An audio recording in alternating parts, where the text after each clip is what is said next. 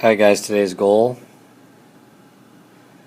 the learner will understand graphical transformations. Alright, what you'll learn about: transformations, vertical and horizontal translations, reflections across both the x and y axis, vertical and horizontal stretches and shrinks, combining transformations, so doing more than one. And why? Studying transformations will help you to understand the relationship between graphs that have similarities but are not the same. Okay? So, make sure you pause, copy this down.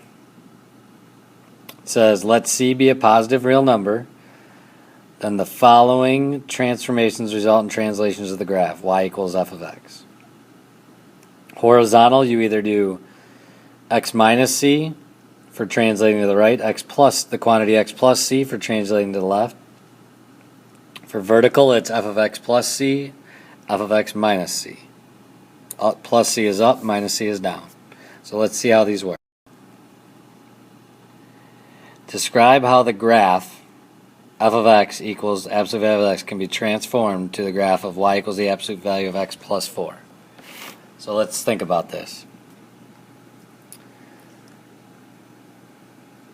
If you think about the absolute value of x, I'm just graphing the original graph now.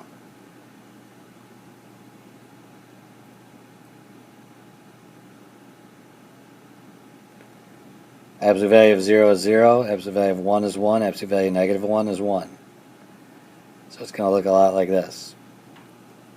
If I did plus 4, that means up 4 units. So 1, 2, 3, 4, 4, 4. It would look like that. So it's still the same width and everything, it just moved up 4 units. That's what this plus 4 means. So let's see if we're right. Translation up by 4 units. There we go. So see if we would have added ours in down here.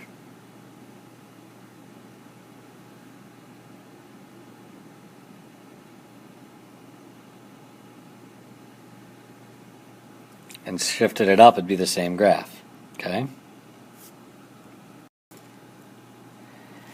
E2 shows the graph of y sub 1 equals x to the third and a vertical or horizontal translation for y2. So write the equation. So I'll do the first one. So the original is the dashed line. This is x to the third. Label a point, count 1, 2, 3. So it shifted down 3. So y sub 2 equals x to the third minus 3.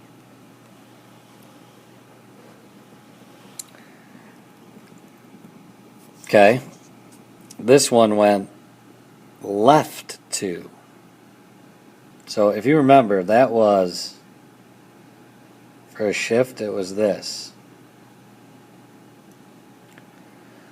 So see how it's inside that parentheses? That means it's affecting your x. So this one, you would have x minus 2 cubed. See how this one is outside of the parentheses? There's no parentheses there. That means down 3. Inside means left 2. So think about that. Try to write it for right. How many did it move to the right? Let's see. 1, 2, 3. So press pause. Try to write it for shifting 3 units to the right.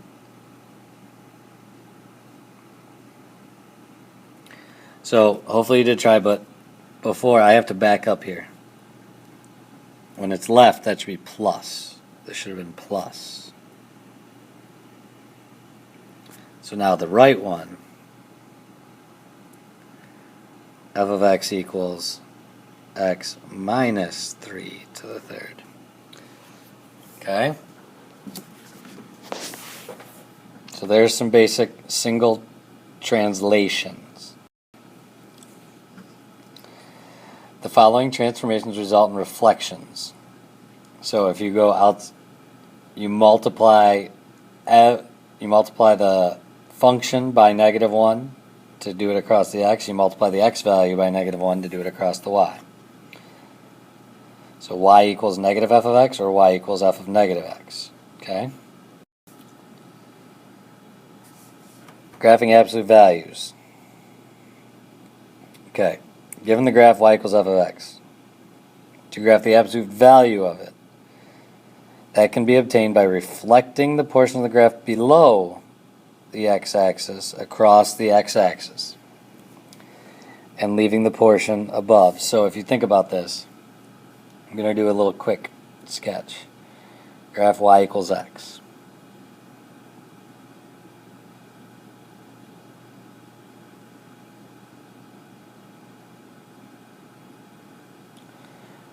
There's the line y equals x. It says leaving the portion above the x-axis is unchanged. So see how this is above the x-axis, so I'm leaving it unchanged? This one, if I flipped it over the x-axis, reflected it over the x-axis, see how it would do that? Isn't that what the absolute value of x was? So if we change this to, see how what's already above stays there, the other one flips over? Okay, and then the graph of y equals the absolute, so just the absolute value of x, y equals f of the absolute value of x, can be obtained by replacing the portion of the graph to the left of the y-axis by reflection of the portion to the right of the y-axis. So anything over here, you'd flip over, so that's to the left of the y-axis, you'd flip it to the right. So that one you would flip, this way. Okay?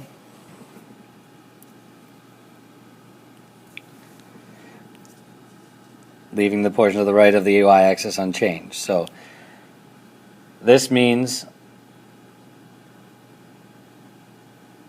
those that are in quadrant 3, you flip it over the x-axis. It means anything to the left over here, you'd flip into the y-axis, okay? So let C be a positive real number, then the following transformations result in stretches and shrinks. So if you look, horizontal stretch or shrink is set up by dividing x by C. If C is greater than 1, it's a stretch. A shrink, if C is less than 1, it's a shrink. And for verticals, see how you multiply it by the whole function? So let's take a look at these. Okay.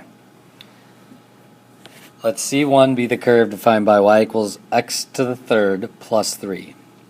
Find equations of the following. So A is a vertical stretch by a factor of 4. So we want to do a vertical stretch by a factor of 4. So vertical stretch means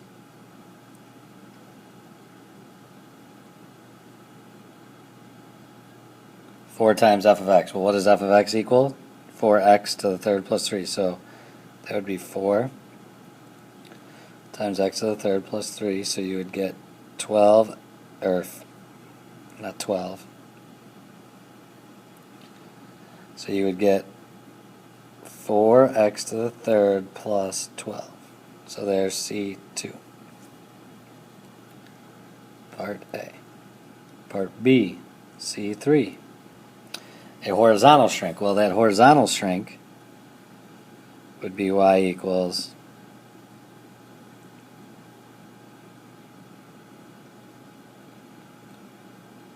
f of x divided by 1/3. Well, dividing by 1/3 is multiplying by 3, so it would be 3x. Well, we're plugging that into there, so you would get C3 equals 3x to the third plus 3. Oh, no, hold on.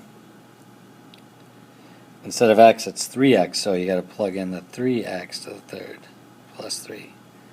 So that would be 27x to the third plus 3. So let's see if we're right.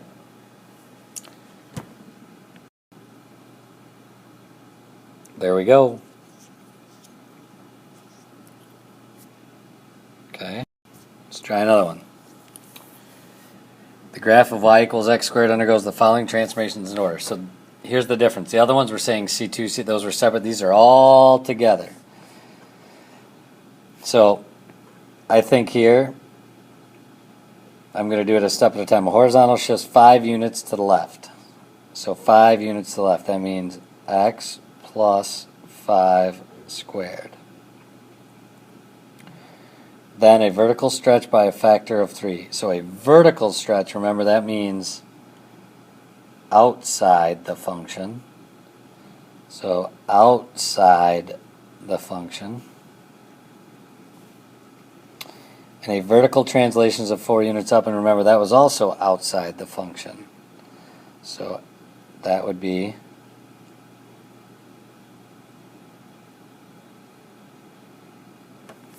up 4. Let's see if we're right.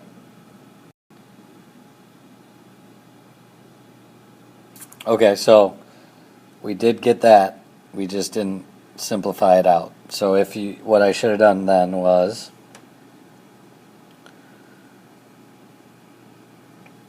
x plus 5 squared, that is x squared plus 10x plus 25 plus 4. Distribute the 3, so you get 3x squared plus 30x plus 75 plus 4. Then you'd get this. Hopefully you guys remember learning some of these translations and transformations before. So we'll see you in class tomorrow.